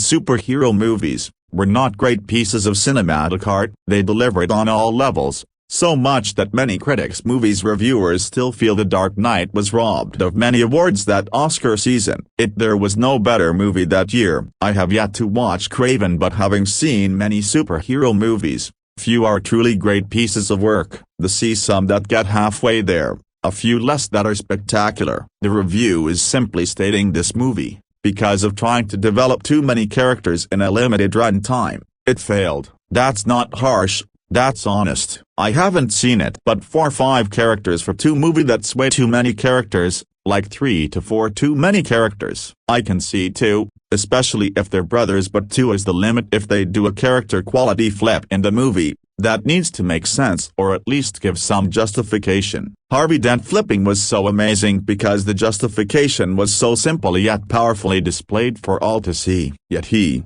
not the Joker, were truly given their full origin story. They just teased at both, with telling of Harvey's past in the police department and how no one trusted the man. That Joker was hands down the best Joker ever. If disaster would have never happened, there was an origins movie of epic proportions if they wanted it, as giving shadows hints sometimes does so much more. I'm not exactly defending this reviewer, but I will say their points are definitely quality points to make of many movies today. There's nothing wrong with popcorn epics that entertain us. This reviewer is simply saying this movie, with the cast, could have done so much more with this material. Gabe Wed December 11, 2024. It's funny because it's actually getting pretty good reviews elsewhere. Wed December 11, 2024. A Rotten Tomatoes score of 15% says otherwise. Anthony Thursday December 12, 2024. Given how offended this writer is by masculinity and violence,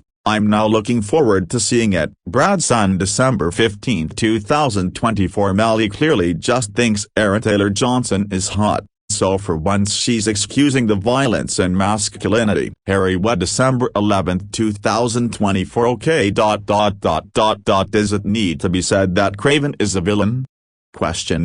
Just putting it out there, in case the context is misunderstood. Kieran Sun Mar 16, 2025. Exactly. At the end of the movie it pretty much clarifies that he is going to be a villain, so even those who have not read the comics or are familiar with the character had it pretty clearly laid out for them. Adam Frey December 13, 2024. Stop reading this review the moment you said toxic masculinity. Melik Anthony Thursday December 12, 2024. Kraven the Hunter isn't playing by superhero rules. I agree. Aaron Taylor Johnson's raw intensity will provide an R-rated edge to an otherwise feral and unfiltered story. We thirst because this isn't your typical Cape Crusader. It's primal, it's gritty, and it's exactly what the genre and Marvel need to shake things up. Kieran Sunmar 16 2025 You said what I wanted to say in ways I cannot even dream of. .fy currency pound Lee Thursday December 12, 2024 If it's anything like Punisher,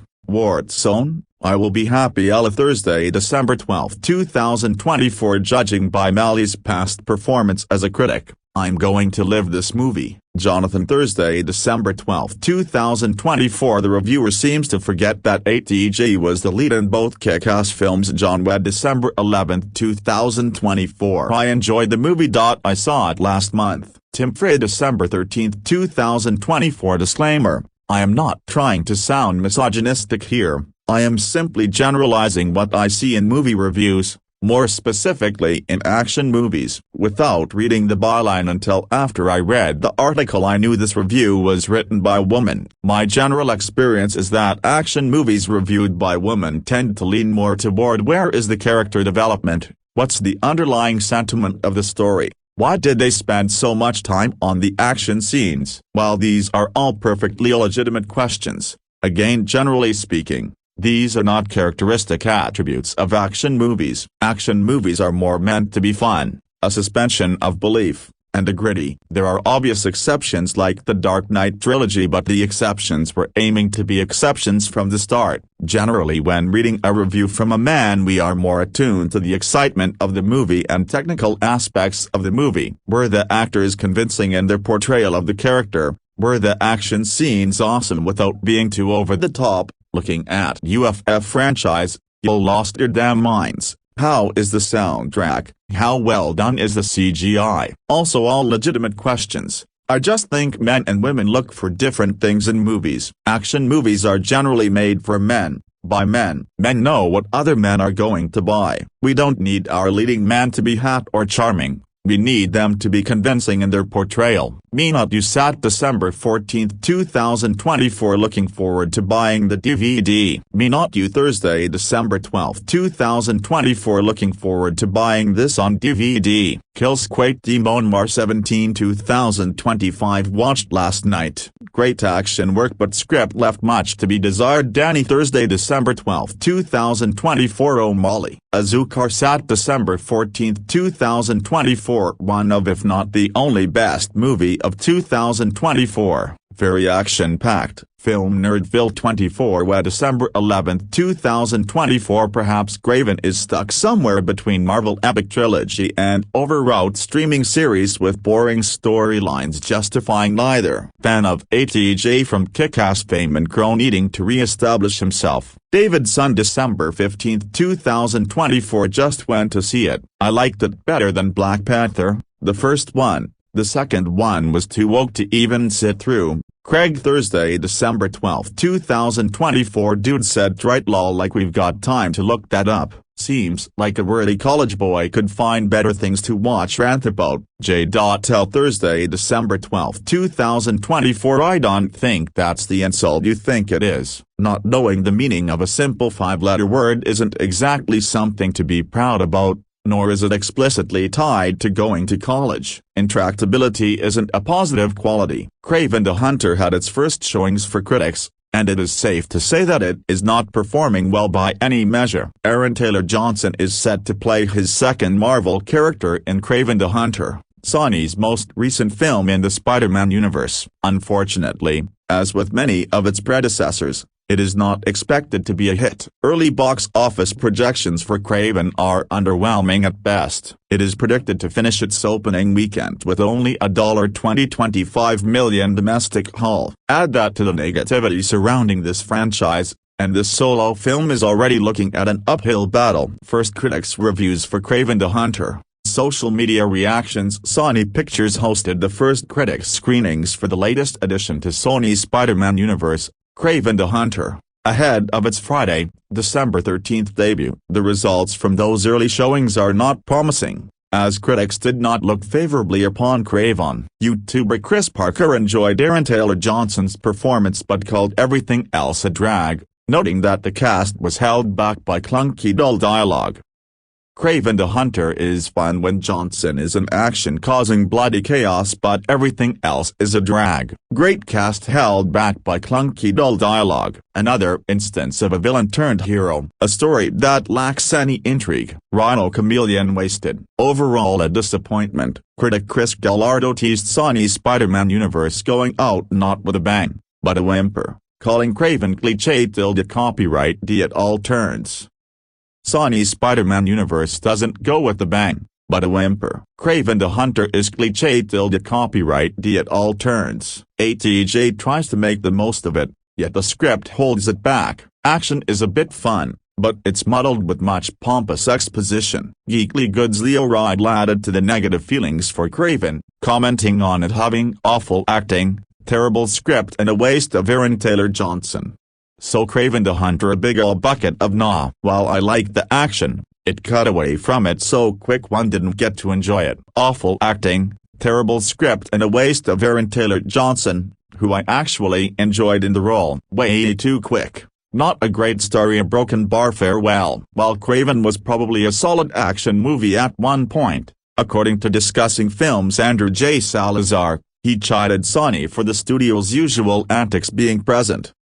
Kraven the Hunter was probably a solid action movie at one point, but the usual Sony antics are all here. Painful ADR, choppy editing, and tons of lifeless CGI animals. Not worth the ticket price, but there are like 3 scenes that I'm super excited to see as new memes. Screen Crash video producer Colton Agburn simply said, "I want my money back." And the screening was free. Film Blurred's Brandon Norwood held nothing back in calling Kraven one of the most soulless movies ever made. Kraven the Hunter is one of the most soulless movies ever made. Even J.C. Chandler has made something so soulless and generic. Kraven with a K. Nerdropolis founder Sean Tajiper was on the other side of the argument, as he thoroughly enjoyed the film. He felt that the R rating paid off and is dying for more Kraven after seeing the movie on an IMAX screen. Kraven the Hunter is a knockout. Aaron Taylor Johnson embodies Kraven with his physique, charisma, and raw savagery. The R rating pays off big time. This film is bloody,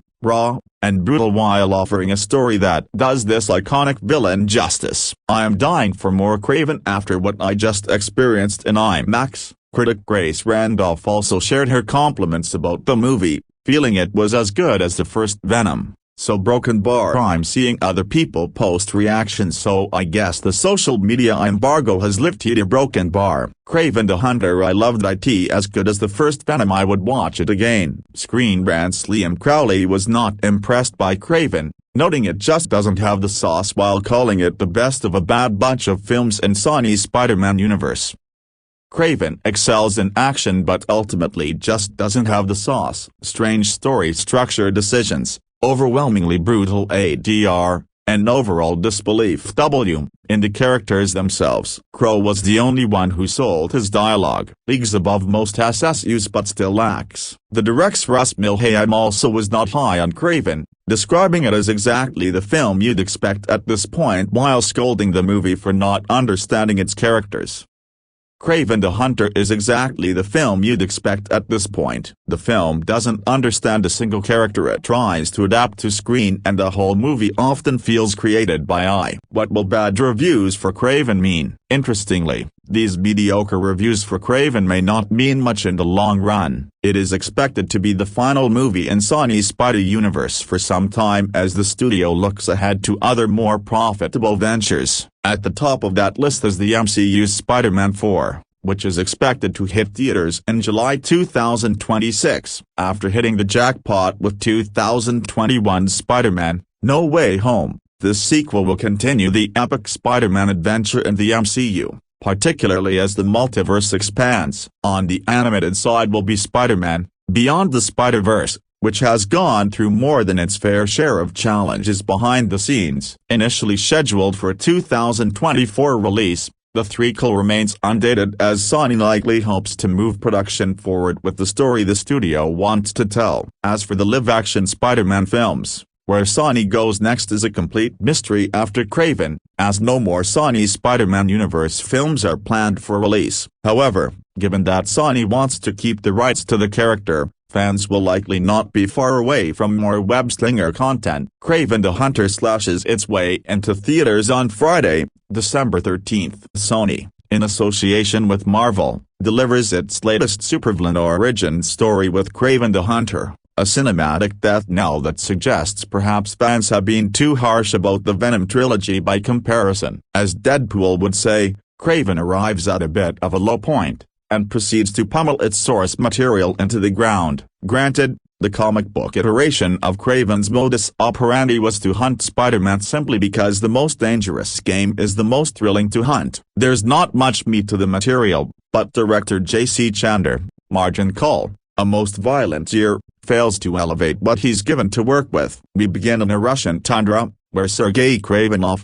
aka Kraven, Aaron Taylor Johnson, infiltrates a supermax facility housing murderous lifers. His target, Semyon Chorny, the head of a criminal organization whose tiger rug becomes an implement in his own demise, smacking his chops like a yawning dog, with brows in a perpetual arch. It's not hard to imagine Taylor Johnson as the next James Bond between uncanny flashes of Zoolander. In this first scene, we see Kraven slither and slide toward his target, in full control of his animalistic reference points, killing his target and running full tilt toward a cataclysmic blizzard. For a moment, it seems like this is going to be a great, albeit mindless action movie. Kraven the Hunter crucially misunderstands its character by making a one-dimensional villain a hero. J.C.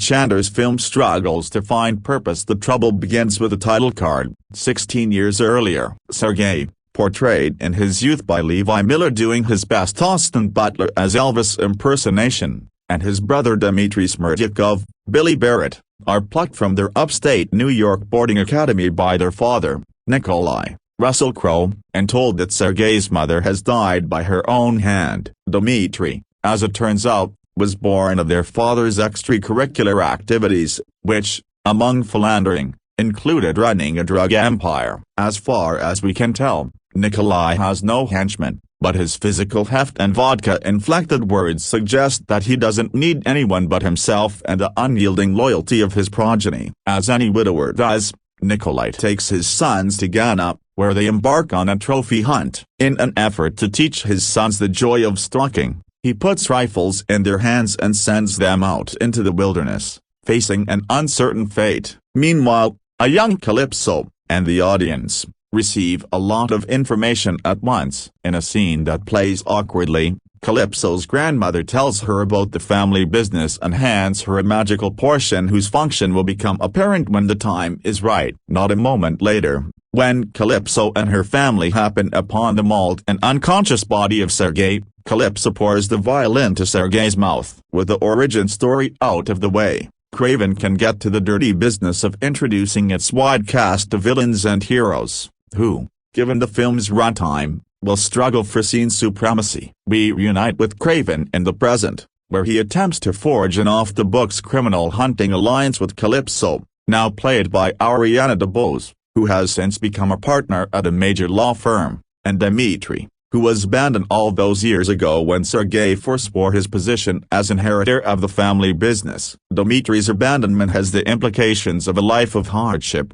but we later see he's become the impresario of his own gold-gilded club, presumably financed by Nikolai, where he plays piano and perfectly mimics the voices of old-timey crooners and seems suitably well-adjusted, minus the daddy issues. Our chameleon to be is dangled in front of us for most of the film, haunting each scene he's in with cries of unattainable manhood while he squirms in a teal turtleneck, but he's given little to do beyond playing the role of a hostage to lure Kraven into a trap. It's unfortunate, because Heckinger, who's had a standout year with Thelma and Gladiator 2, has the chops to play sensitive and cunning with finesse. Here, he's just ridiculous. Aaron Taylor Johnson's performance is bizarre, even for a comic book film with unabashed self-seriousness. A vengeful animal rights activist is a bore. As for the villains, after Nikolai, there's Alexei Sitsevich, aka Rhino, who wears a camelback containing a variety of medications sourced from 1 Miles Warren,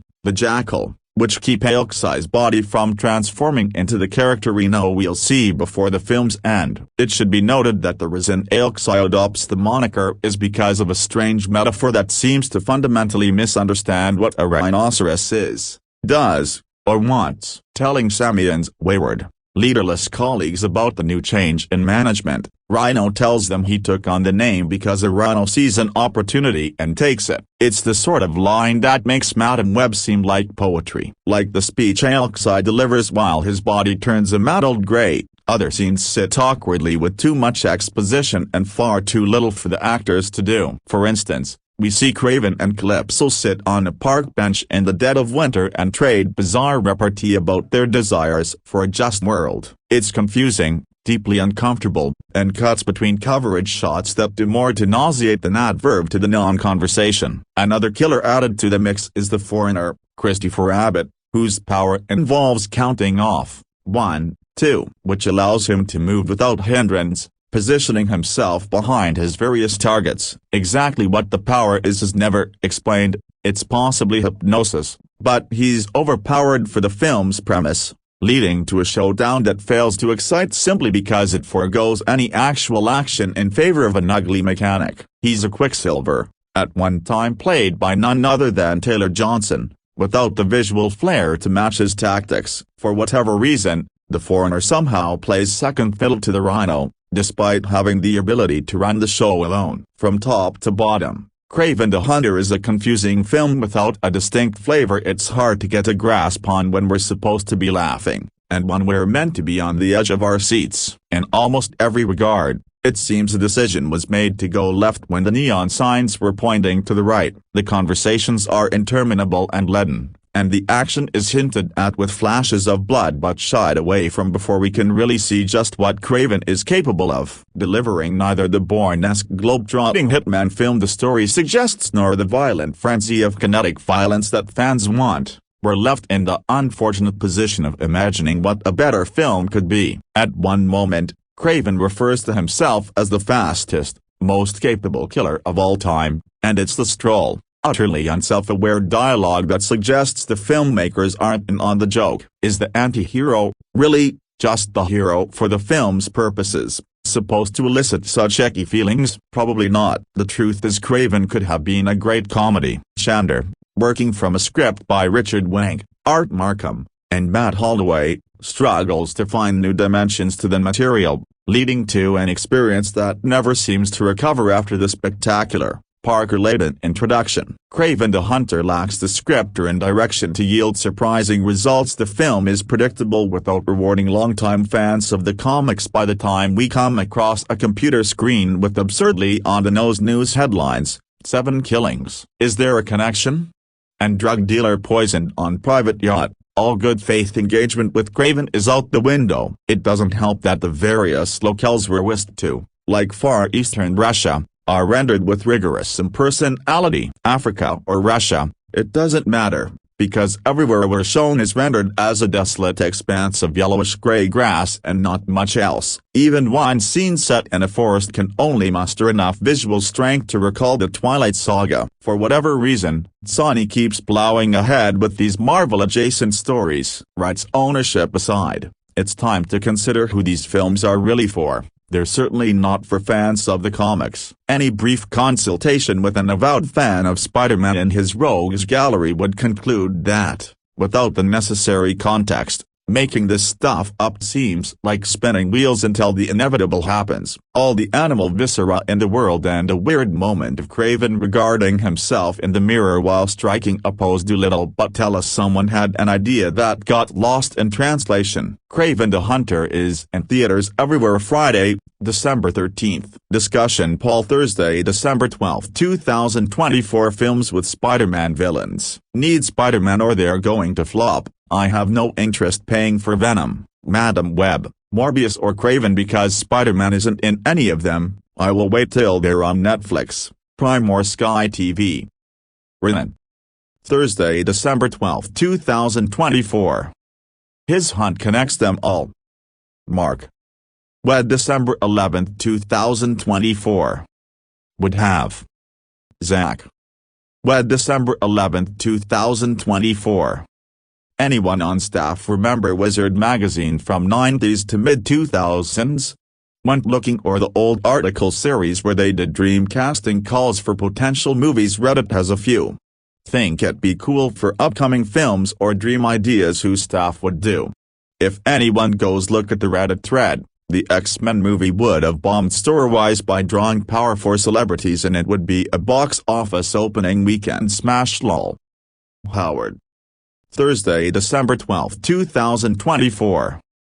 Funny enough, I was recently looking at a 97 Wizard that I've kept all these years, and behold, there was a dream casting article featuring Denzel Washington as Jack in the Box, Richard Gere as Samaritan, and Kirsten Dunst as Astra, among others. Forget dumb as Fred. December 13, 2024. It sure as hell is not worse than Madam Web. Matthew Fred. December 13, 2024. I agree with Paul. Spider-Man villains need Spider-Man. They can't be anti-heroes if they've never been thought of as one before. That's not staying true to character. I have suspect that Marvel gaining Spider-Man back was more of a calculated move than Sony thought, or Sony was very short-sighted, not realizing these characters won't really work without the wall crawler, thus having the failures they've had, and hopefully coaxing Sony to let the contract and retuning the characters home where they will be used properly and flourish. They had experienced success with the first two movies. Spider-Man was on the silver screen for the first time ever.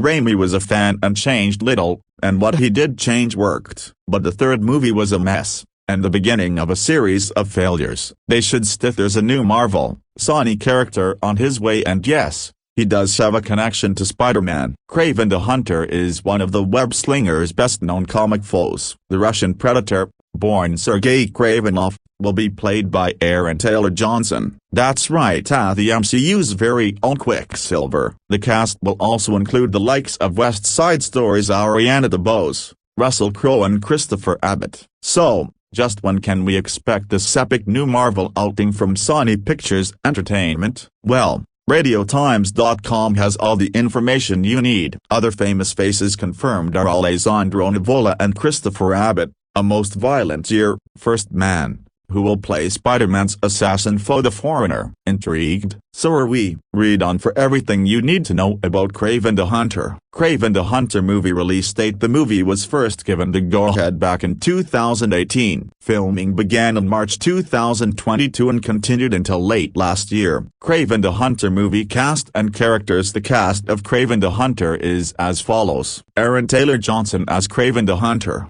Sergei Kravenov, Ariana DeBose as Calypso, Fred Heckinger as Chameleon, Dmitry Smerdikov, Alessandro Nivola as Rhino, Christopher Abbott as the Foreigner and Russell Crowe as Kraven, and Dimitri's father Aaron Taylor Johnson. Avengers: Age of Ultron, Tenet, has been cast in the titular role. Talking to Andrew Garfield via Hero magazine, Taylor Johnson recently revealed that he's got a bunch of stunt training to do for this movie. I'm good. I'm in England. I'm not in London but just outside, close to the production office, for Kraven the Hunter. I'm staying here because I've got a bunch of stunt training to do for this movie, so the director and I are bunking up for the next couple of weeks, he said. When Garfield asked how he feels stepping into a character so many fans will have opinions about, he added, "It comes with its challenges." As you know, it certainly does. Kraven the Hunter is one of Spider-Man's deadliest enemies, and a perfect choice for a live-action face-off with Spider-Man. As for which Spider-Man will be a part of the movie,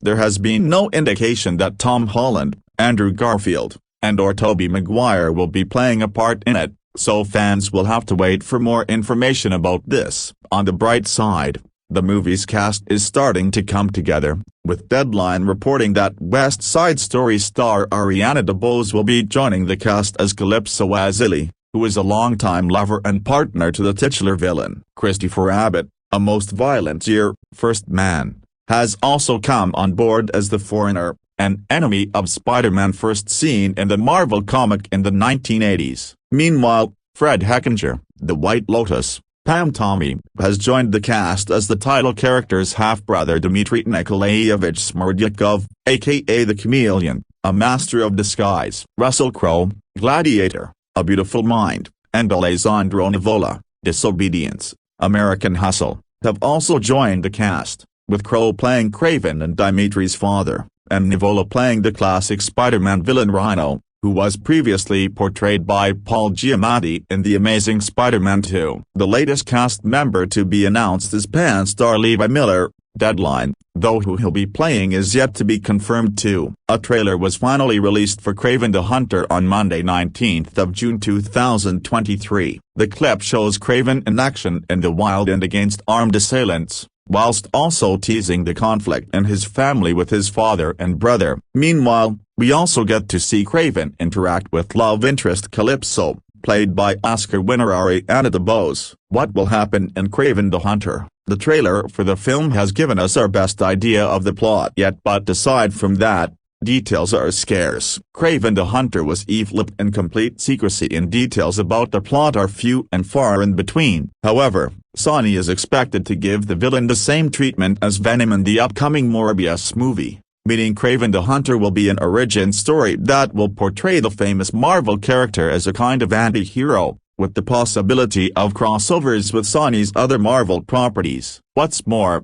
given the casting details, we can guess the origin story will focus on the villain's family and explore his human side. Speaking about his plans for the script back in 2018, Wank suggested the film would draw its inspiration from the famous comic book storyline by writer J. M. DeMatteis, titled Kraven's Last Hunt, in which the villain dons Spidey's outfit in an attempt to prove he's a better hero. You have to look at everything just to soak it in, Wank told discussing film via comic book. I think that what we're all circling is Kraven's Last Hunt and whether this is the precursor to that movie or will include it. We're talking about those things, and even the idea that maybe Kraven could be like Kill Bill where we're basically writing two movies. Wank went on to confirm that the spin-off would include a direct encounter with Spider-Man. I'm just beginning the process, and because it's a big IP, Marvel World, there's lots of hurdles to overcome before you can start writing, to crack the right story and to get the right tone. It's a new world for me, he added. Kraven the Hunter currently has a release date of 13th of January 2023. If you're looking for more to watch, check out our TV guide or visit our dedicated sci-fi hub. The latest issue of Radio Times is on sale now. Subscribe now to get each issue delivered to your door. For more from the biggest stars in TV, listen to the Radio Times podcast with Jane Garvey. Authors Mally Moss is a trends writer for Radio Times, covering the latest trends across TV, film and more. She has an MA in newspaper journalism and has previously written for publications including The Guardian, The Times and The Sun Online. Aaron Taylor Johnson embraces his wild side in a superhero movie that lacks any real bite. Dear J.C. Chandler, U.S. 2024. 127 minutes. Superhero fatigue reaches a new level of creative exhaustion with Kraven the Hunter, a lackluster introduction to the Spider-Man villain who, despite harnessing the power of wild animals, comes across as rather tame. A noticeably buff Aaron Taylor Johnson brings raw intensity to his role as a man escaping a traumatic childhood, using his talents as a world-class tracker to hunt down those who despoil the planet. Unfortunately, this oft-delayed film loses the scent pretty quickly, with audiences left to appreciate how the supporting cast attempt to enliven their quirky characters. Neither the character nor his dark past are compelling. Shot in 2022 but only now being released, Kraven the Hunter arrives in UK and US theaters on December 13th. This is the sixth installment of Sony's so-called Spider-Man universe, a collection of films revolving around characters associated with the famed web-slinger. The three Venom pictures have been successful, approximately $1.8 billion worldwide cumulatively, whereas Morbius, $167 million, and Madam Web, $100 million, were critical and commercial disappointments. Kraven the Hunter looks to be another box office misfire at a moment when superhero cinema's cultural dominance is clearly in decline. Taylor Johnson plays Sergei Kravinoff, the son of a merciless gangster, Nikolai. Russell Crowe, who has instilled in his children including Sergei's cowardly brother Dmitri, Fred Heckinger, the kill or be killed attitude of the animal kingdom. Flashbacks show him taking his sons on a big game hunting expedition when they were boys, during which Sergei is attacked by a lion and left for dead. Rescued by a young woman, who gives him a mysterious potion, which becomes mixed with lion's blood in his wounds. Sergei roars back to life. To his shock, he's now able to scale buildings, run fast and lift massive amounts. That backstory explains how Sergei became Kraven, who vows not to be like his greedy, cruel father and, instead, only inflict harm on those who exploit the less fortunate. Like Venom in the Tom Hardy pictures, Taylor Johnson's character in Kraven the Hunter is the hero fighting against evil despite the fact that, in the Spider-Man world, both characters are considered bad guys. Indeed, Kraven will battle Alessandro Nivola's nerdy, sinister aaligazer whose alter ego is another Spider-Man nemesis, Rhino, as well as the foreigner, Christopher Abbott, a hitman who can distort time to disorient his targets. With his body chiseled and his expression perpetually dour, Taylor Johnson has the appropriate brawny swagger but, at this late date, a comic book character who is strong and swift is not particularly revelatory. Not helping matters, the actor has played other superhero roles in films as varied as the indie action comedy Kick-Ass and the blockbuster Avengers: Age of Ultron. It can be satisfying to watch Kraven dispatch arrogant poachers in brutal, bloody fashion, and animal lovers may have found their new favorite action hero, but neither the character nor his dark past are compelling. Director J.C. Chandler, whose debut was the smart 2011 indie drama Margin Call and, more recently, directed the 2019 action film Triple Frontier, does serviceable work staging fight sequences and framing the occasional arresting image. But Kraven the Hunter's dramatization of the guilt Kraven feels for not supporting his timid brother falls flat. Plus, the plot feels rushed, largely due to choppy editing that suggests that parts of the narrative have been excised to shorten the runtime. Kraven the Hunter is, by far, the most graphic and violent of the Spider-Man universe pictures, but that extra bloodshed does little to quicken the pulse. Thankfully, the actors around Taylor Johnson add some spark, investing their parts with a B-movie colorfulness. Crow's Russian accent is Nikolai's most entertaining element,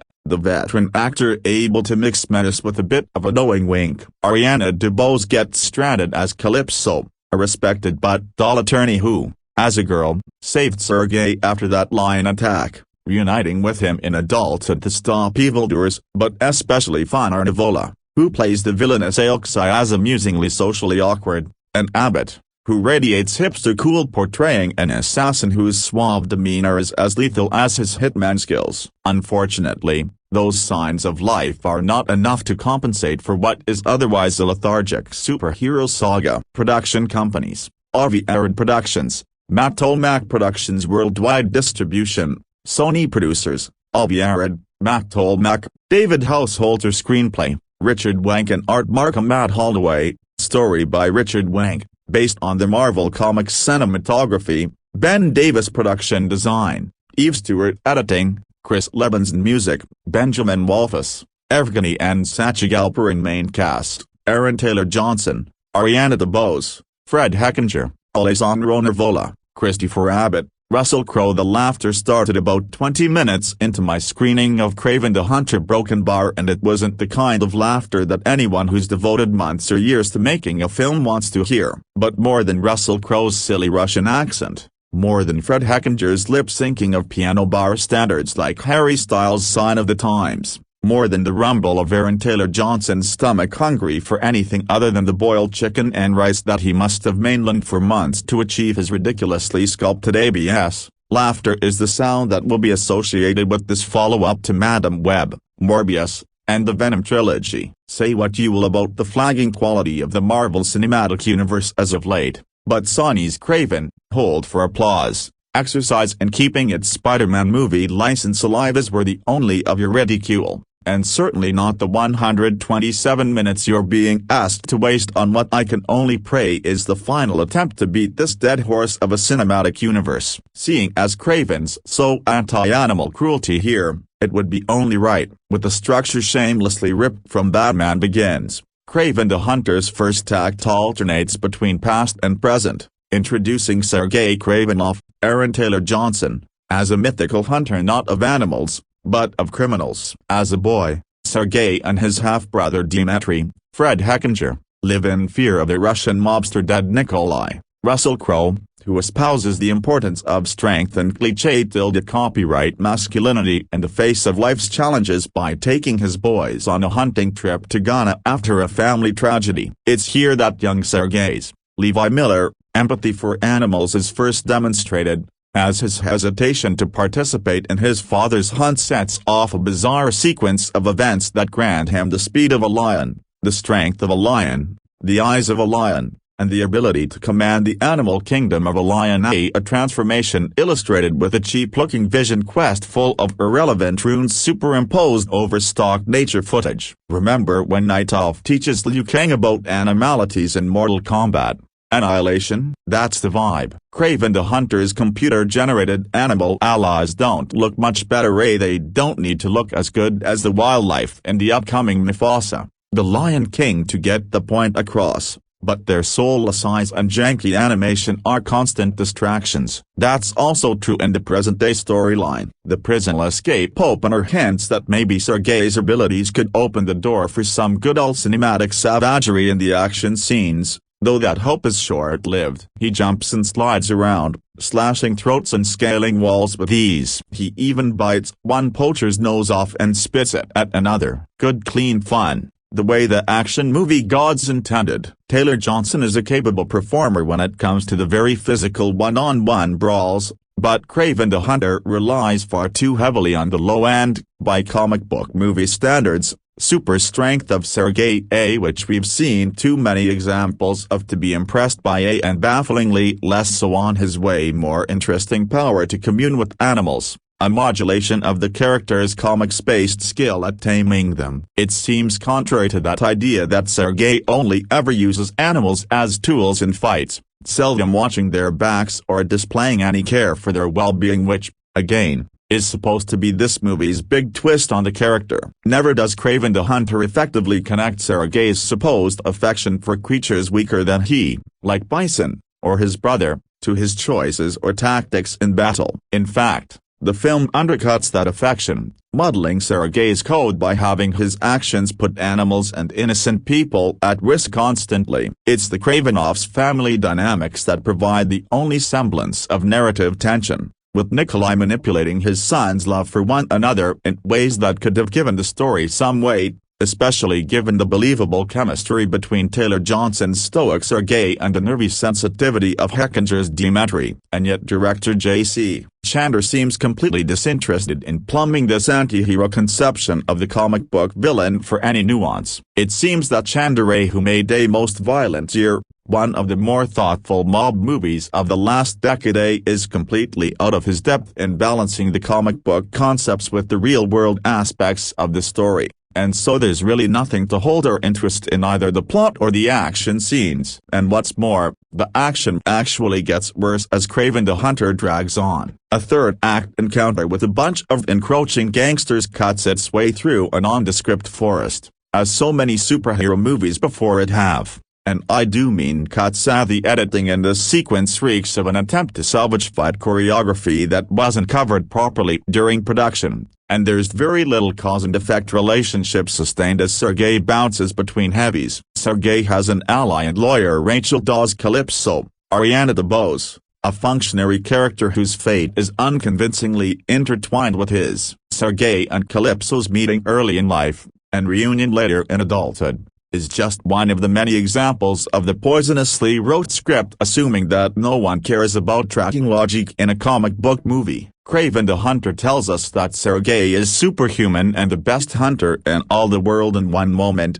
I'm faster than karma, and sends him asking an officer of the court for help tracking someone the very next. Maybe that was the point, that even the strongest need support? If so, wow. Is that point not made successfully? Laughter is the sound that will be most closely associated with Kraven the Hunter. The cast deserves a lot of sympathy here. Taylor Johnson, Crow, Heckinger, DeBose, they're all working with material that is leagues below them, constrained by an overly serious tone that's out of step with the inherently ridiculous trappings of the story of a man who can talk with animals, something that even the Aquaman movies understood as more than a little silly. DeBose, an actor bubbling with charisma, is especially ill-served, although I guess for a movie so inept at dramatizing the pitfalls of toxic masculinity, It only makes sense that the sole female character of note should be written so one-dimensionally. The antagonists have a little more leeway, with Alessandro Nivola's nerdy gangster Rhino scratching at the compy energy Kraven the Hunter so desperately could have used, including one moment where he straight up hisses when his plans go awry,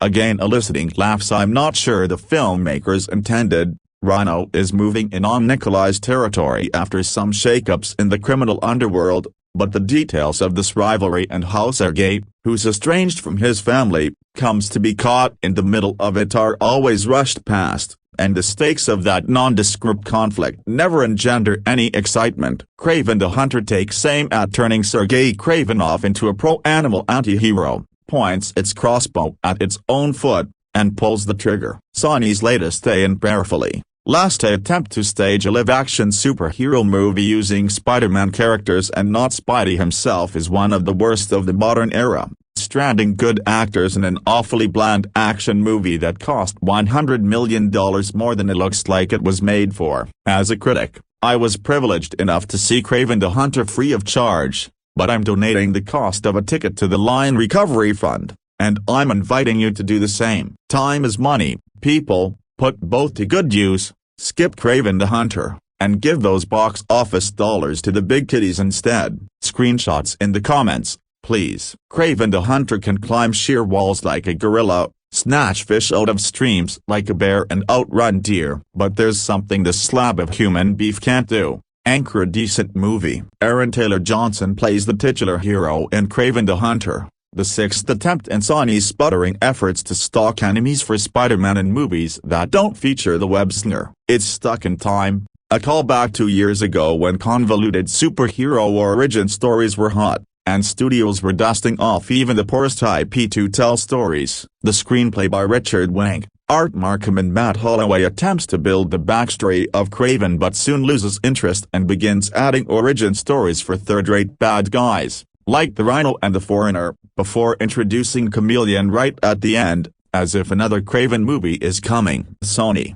make it stop. Kraven, we learn, was born Sergei Kravenov, the son of a Russian mobster who is turned into a superhero in a laughably weird plot twist. After being attacked by a lion on safari in Ghana, he's given a mystical botanical serum mixed with lion's blood and some mumbo-jumbo about a tarot card. Clinically dead for 3 minutes, Kraven wakes up and is a world-class hunter. At least that's what he keeps saying. Hunting people down is kind of my thing, he says. And later, I am the greatest hunter on the planet. Soon he's assassinating bad guys, but his motives aren't always clear. Hunting isn't exactly the same as infiltrating a high-security Siberian prison and killing a cartel boss. Director J.C. Chandler has a very loose hand, never shaping a taut narrative or reining in his actors and sometimes letting scenes just sort of drop. The additional villains distract from what seems to be a meditation on masculinity, and the special effects are jerky and ludicrous,